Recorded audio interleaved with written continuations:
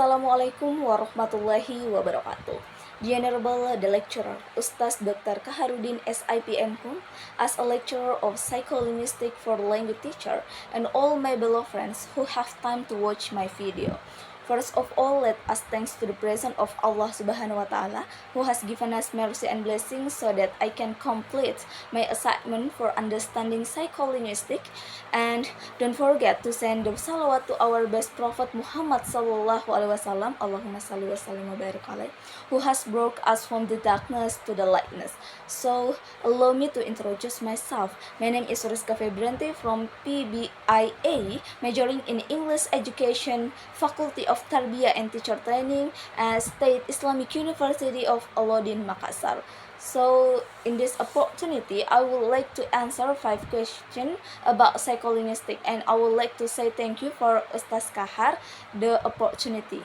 So the first question is, in your opinion, is there any relationship between language and human mind? Explain your answer about the representation of their relationship, if any. So in my opinion, there is a close relationship between language and the human mind. According to Kaharuddin, Ustaz Kaharuddin 2021, language can be defined as a method or a system of communication used by humans to communicate meanings or message. From thoughts and feelings, which is constructed from conventionalized elements or symbols such as sounds, words, phrases, sentences, and meanings.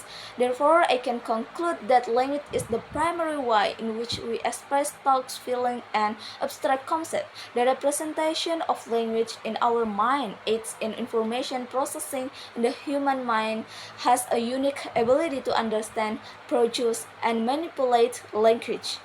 Well, next is the second question. So, psycholinguistics can be defined as the study of mental receptions, representation, and process involved in language use. In your opinion, what do mental representation and mental process mean? So, in my opinion, mental representation refer to the why our mind stores and encodes information about the world, including concepts, memories, and perception. This can take the form of image, ideas, or symbols that help us understand and interact with our surroundings. Mental process, on the other hand, encompass all the activity our minds engage in to manipulate and work with this mental representation. This include process like perception, memories, reasoning, problem solving, and decision make. Mental process or the cognitive function that allow us to make sense of our mental representation and navigate the complexities of our environment. Well, next to the third question. So, what do you know of psycholinguistic online and expert fields?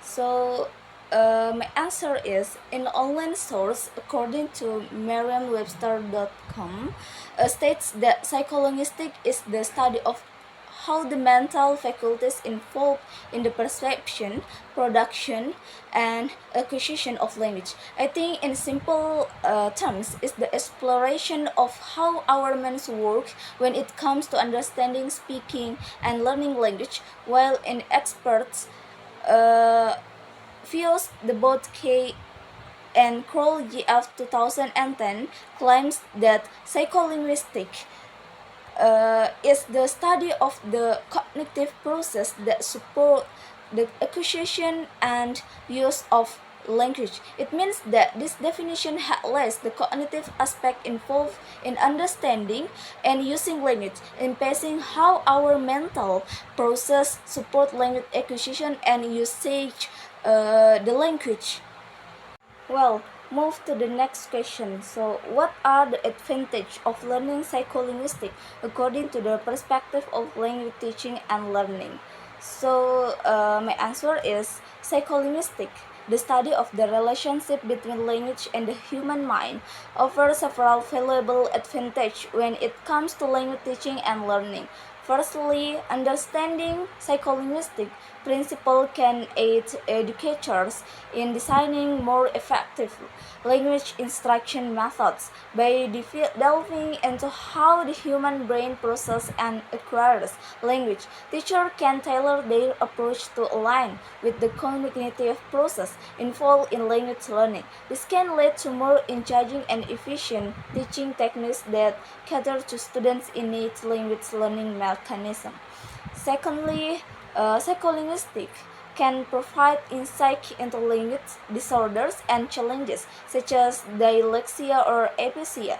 When educators have a grasp of the underlying cognitive process involved in language production and comprehension, they can better support students with language difficulties. This knowledge enables the development of specialist intervention and strategies that cater to individual learners, ultimately fostering a more inclusive and accommodating language learning environment. In a sense, psycholinguistics offers a profound understanding of the cognitive underpinnings of language, which, when applied to language teaching and learning, can result in more effective instructional methods and enhance support for learners of all backgrounds and abilities. Well, so the last question is psycholinguistic use observation and experiment approaches to investigate psycholinguistic. What do you know of the two approaches? So what I know about the two approaches is the first is observation approach. In the observation approach, psycholinguistics gather data by observing and documenting natural language used in various contexts. This can involve studying language acquisition in children, analyzing language disorder in individuals with communication difficulties, or examining everyday language processing in adults. Researchers may use techniques like case studies, naturalistic observation, and corpus analysis to collect and analyze language data. The second is experimental approach. The experimental approach involves designing control experiments to systematically manipulate linguistic variables and observe how they affect language processing. Psycholinguistics may use techniques such as reaction time measurements, eye tracking studies, and brain imaging to collect data during experiments. Experiments can investigate topics like sentence comprehension, word recognition, language production, and the cognitive process underlying language use. By comparing experimental conditions, researchers can draw conclusions about how specific aspects of language processing work. Both process complement each other, with observation providing insight into real-world language use and experiments allowing researchers to isolate and study specific linguistic phenomena under controlled conditions. This process helps psycholinguists understand how humans perceive, produce, and comprehend language. Well, maybe that's all from me.